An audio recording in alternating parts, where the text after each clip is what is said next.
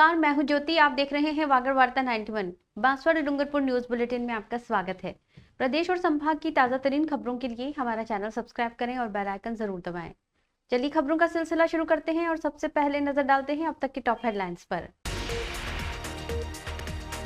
फर्जी दस्तावेज के जरिए नगर पालिका की जमीन बेचने का मामला आया सामने। फर्जी एनओसी के आधार पर रजिस्ट्री का लगाया आरोप। ऑपरेशन स्वच्छता के तहत 352 कार्टून शराब के साथ 2 तस्कर हुए गिरफ्तार। प्लास्टिक कैरेट की आड़ में कर रहे थे शराब की तस्करी। ठगी के लिए फर्जी सिम उपलब्ध कराने वाला आरोपी हुआ गिरफ्तार। पिछले 1.5 साल से पुलिस को दे रहा था चकमा। डूंगरपुर जिले के सागवाड़ा शहर में मुख्य मार्ग पर स्थित करोड़ों की पुनर्वास कॉलोनी की जमीन को केवल 60 लाख में बेचने का मामला सामने आया है। जमीन का मालिकाना हक सागवाड़ा नगर पालिका के पास होने के बावजूद तहसीलदार ने कथित फर्जी एनओसी के आधार पर रजिस्ट्री कर दी।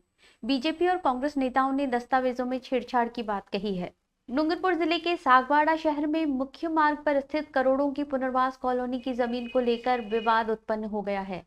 विवाद का केंद्र खसरा नंबर 849 और 850 की जमीन है, जो पहले कडाणा विभाग के अधीन थी। बाद में इसे कांग्रेस शासन में सागवाड़ा नगर पालिका को हस्तांतरित किया गया।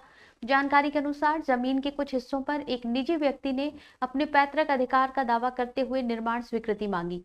नगर पालिका ने इसे फर्जी करार देते हुए पट्टा और स्वीकृति देने से इनकार किया, लेकिन फर्जी कागजात के आधार पर जमीन की रजिस्ट्री 60 लाख रुपए में कर दी गई।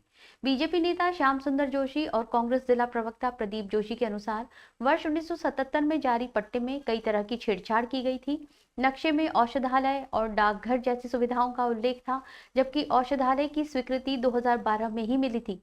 2022 में भी इसी जमीन को लेकर विवाद उत्पन्न हुआ, जिसकी जांच अभी जारी है।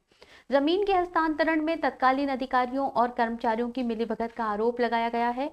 कडाणा विभाग को माही विभाग में मर्ज किया गया, लेकिन इसी प्रक्रिया के दौरान दस्तावेजों में कथित छेड़छाड़ की गई। यही कारण है कि निजी व्यक्ति ने जमीन को करोड़ों में बेच दिया। अब सागवाड़ा नगर पालिका मामले की जांच के लिए विशेष कमेटी बनाने की तैयारी कर रही है। इस विवाद की जांच आगे बढ़ेगी और फर्जी एनओसी और रजिस्ट्री के सभी पहलुओं को सामने लाया जाएगा। मामला कलेक्ट्री तक पहुंच गया है। बताइए सामने क्या घटनाक्रम। ये पूरा विषय है कडाणा विभाग की 104 बीघा जमीन जो नगर पालिका सागवाड़ा को हस्तांतरित हुई है, उसी को लेकर विषय है। जो बेशकीमती ज़मीन है, उस समय के तत्कालीन तहसीलदार, जो आज वर्तमान में भी तहसीलदार है, उन्होंने ही म्यूटेशन नगर पालिका के नाम पे खोला था। आज जब रजिस्ट्री की बात आती है तो उनकी ड्यूटी बनती थी कि वो नगर पालिका को इसके बारे में लेटर लिख के पूछा जाता कि वास्तविक ज़मीन किसके, इसके बाद वो रजिस्ट्री करते, लेकिन ऐसा नहीं किया गया। क्यों नहीं किया गया, उसका जवाब वो स्वयं दे सकते, हम तो नहीं दे सकते। पूरा विषय यही है कि ये फर्जी पट्टे के आधार पर जो रजिस्ट्री हुई है और ये नगर की बेशकीमती ज़मीन है, एक सागवाड़ा शहर का एक आम नागरिक होने के नाते हमारी ड्यूटी बनती है कि हम इस विषय को आगे ले जाएं और जिला कलेक्टर कार्यालय और एसपी कार्यालय में हमने जाके ये परिवेदनाएं पेश की है, जिस पे हमें पूर्ण विश्वास है कि सागवाड़ा की जनता के साथ न्याय होगा। नगर पालिका की भूमि जो सागवाड़ा की जनता की है, उसके हक की लड़ाई के लिए माननीय जिला कलेक्टर महोदय, जिला पुलिस अधीक्षक महोदय और अन्य उच्च अधिकारियों से मिलकर ज्ञापन प्रस्तुत करते हुए उन्हें ये कहा गया है कि कडाणा विभाग द्वारा भूमि नगर पालिका को हैंडओवर कर दी गई है। नगर पालिका के खाते में जो भूमि बोल रही है आज बेशकीमती ज़मीन, उस ज़मीन का 1977 के पट्टे के आधार पर माननीय उप पंचायत कार्यालय द्वारा रजिस्ट्री कर दी जाती है, जबकि ये भूमि आज भी खाते में रिकॉर्ड के अंदर नगर पालिका की बोल रही है। नगर पालिका ने खुद जब एक निर्माण स्वीकृति की इसी पट्टे को लेकर पत्रावली चली तो कडाणा विभाग ने ये स्पष्ट कह दिया था कि ये आपके खाते की जमीन और इस तरह का कोई पट्टा जारी नहीं किया गया। उसके बाद भी पट्टा और कडाणा विभाग का एक एनओसी प्रस्तुत करके ये रजिस्ट्री कर दी गई।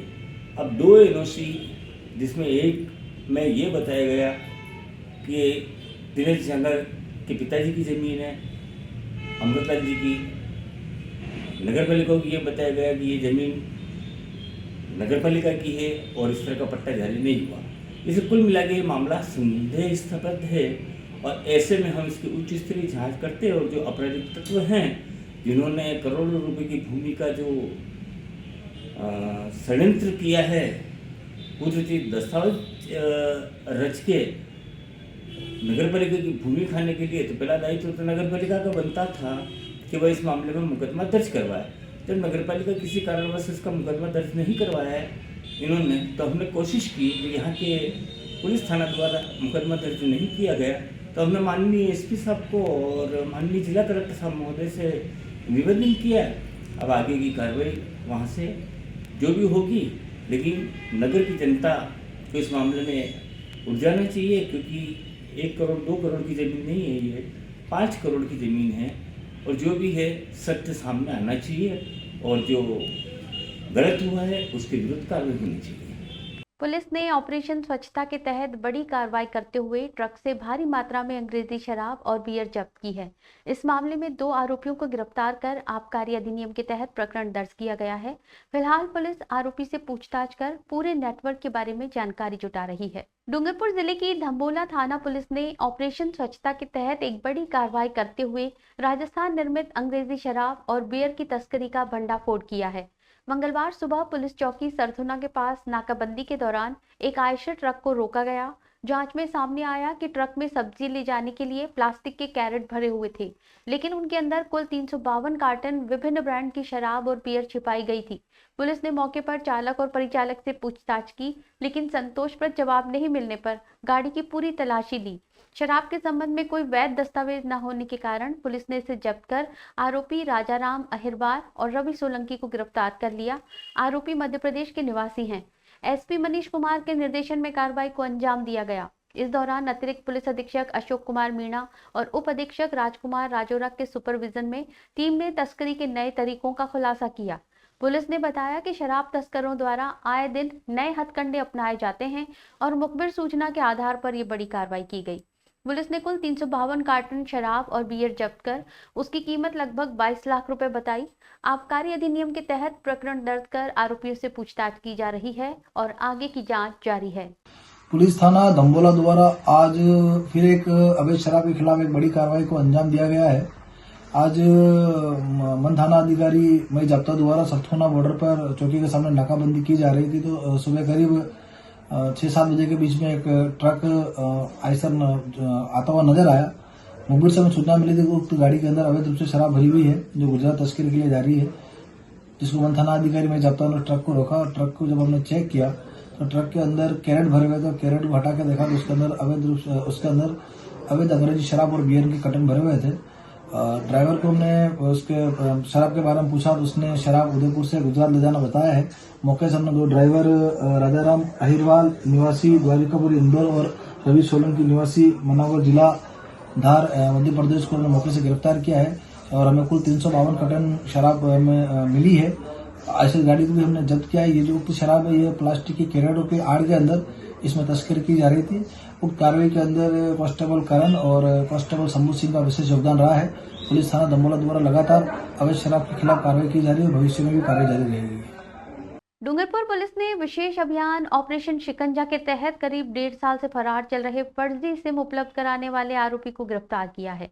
आरोपी साइबर ठगी के प्रकरण में वांछित था, उसे गुजरात से गिरफ्तार किया गया है। फिलहाल पुलिस आरोपी से पूछताछ कर रही है। पूछताछ के दौरान और भी खुलासे होने की संभावना है। डूंगरपुर पुलिस ने करीब 1.5 साल से फरार चल रहे सिम कार्ड ठगी करने वाले वांछित आरोपी को गिरफ्तार कर मामले का बड़ा खुलासा किया है। ये कार्रवाई विशेष अभियान ऑपरेशन शिकंजा के तहत की गई। अभियान का उद्देश्य जिले में चल रहे सभी फरार और वांछित अपराधियों के खिलाफ सख्त कार्रवाई करना है। थानाधिकारी रघुवीर सिंह के नेतृत्व में गठित टीम ने अतिरिक्त पुलिस अधीक्षक अशोक कुमार मीणा और वृत्ताधिकारी हनुवंत सिंह भाटी के सुपरविजन में आरोपी की धरपकड़ की। आरोपी सागर को गुजरात के गांधीनगर से गिरफ्तार किया गया। सागर चौहान पर साइबर ठगी और फर्जी सिम उपलब्ध कराने का आरोप था। आरोपी लंबे समय से फरार था और लगातार जांच से बचता रहा। पुलिस टीम ने गांधीनगर गुजरात में आरोपी का पता लगाकर उसे डिटेन किया और डूंगरपुर लाकर न्यायालय में पेश किया। पुलिस अधीक्षक मनीष कुमार ने बताया कि इस गिरफ्तारी से सिम ठगी और ऑनलाइन धोखाधड़ी के और भी मामलों का खुलासा होने की संभावना है।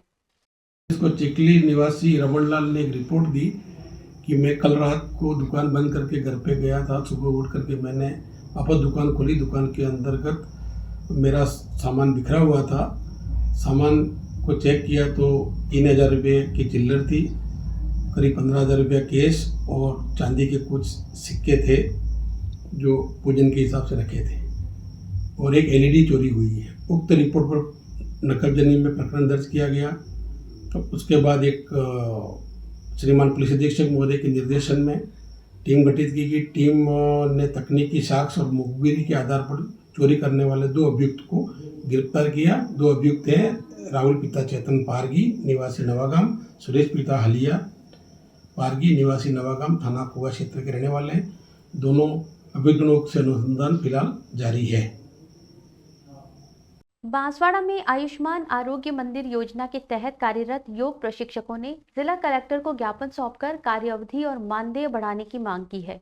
2018 से सीएचसी और पीएचसी स्तर पर योगाभ्यास के माध्यम से स्वस्थ जीवन का संदेश देने वाले प्रशिक्षकों को वर्तमान में केवल 10 घंटे प्रतिमाह कार्य और 2,500 रुपये मानदेय दिया जा रहा है। बांसवाड़ा में आयुष्मान आरोग्य मंदिर योजना के तहत लोक उपापन के माध्यम से कार्यरत योग प्रशिक्षकों ने जिला कलेक्टर को ज्ञापन सौंपकर अपनी मांगें रखी। 2018 से इन प्रशिक्षकों ने स्वास्थ्य केंद्रों पर योगाभ्यास के माध्यम से लोगों तक स्वस्थ जीवन का संदेश पहुंचाने का काम किया है। प्रशिक्षकों का कहना है कि वर्तमान में उन्हें केवल 10 घंटे प्रतिमाह कार्य और 2,500 रुपये मानदेय दिया जा रहा है, जो उनकी मेहनत और जिम्मेदारियों के हिसाब से बिल्कुल अपर्याप्त है। कम समय और न्यूनतम मानदेय के कारण वे लोगों तक योग का संदेश पर्याप्त रूप से नहीं पहुंचा पा रहे हैं।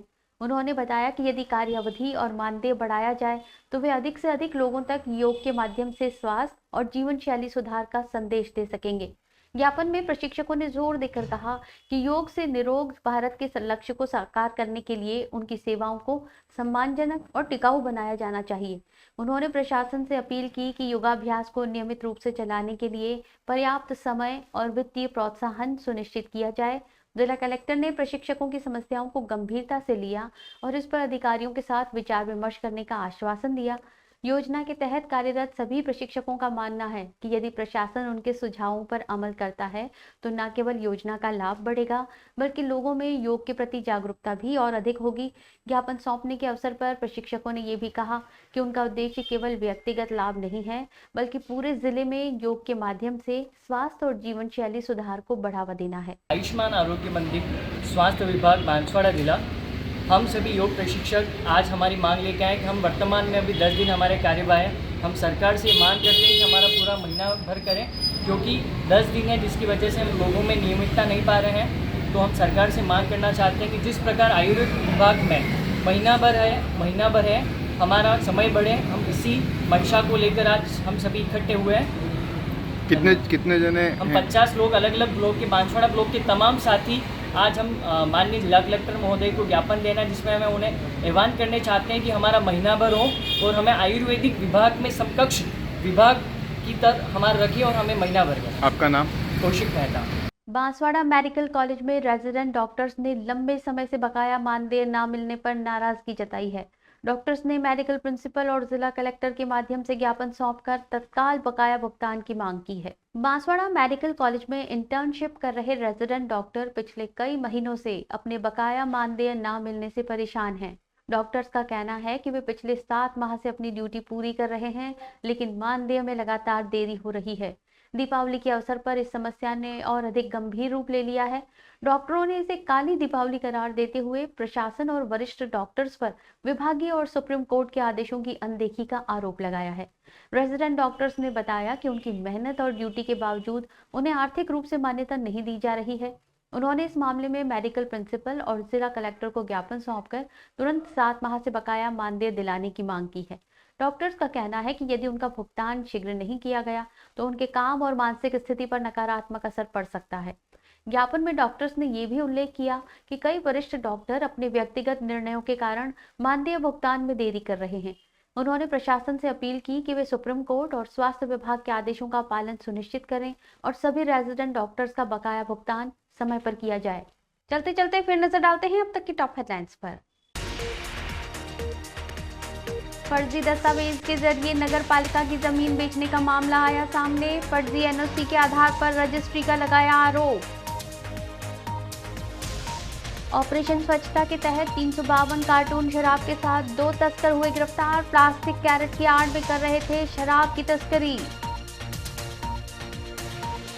ठगी के लिए फर्जी सिम उपलब्ध कराने वाला आरोपी हुआ गिरफ्तार। पिछले 1.5 साल से पुलिस को दे रहा था चकमा।